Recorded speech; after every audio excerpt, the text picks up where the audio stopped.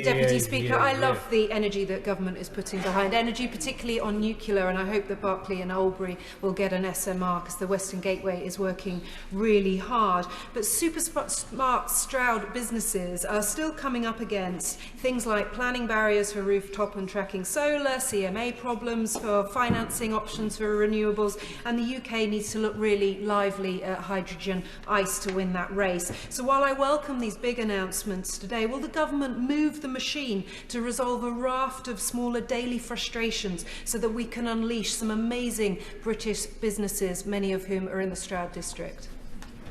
Well, I thank the honourable lady for her, and my honourable friend for her question. She is absolutely right. I think if there was one priority above all else in the department, is making sure that we get the grid sorted, we get the infrastructure in place to allow this transformation.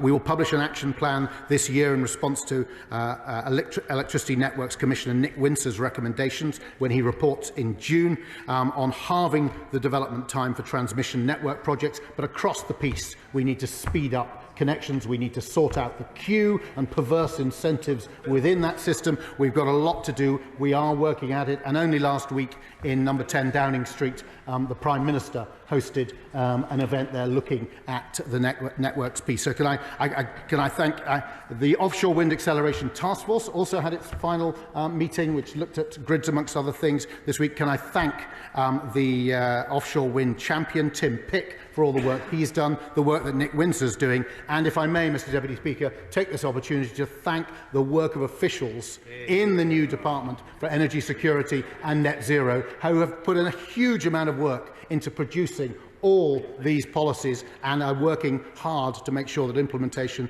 can follow as fast as possible. Officials in my new department have absolutely shone, and I look forward to taking forward our work with their help.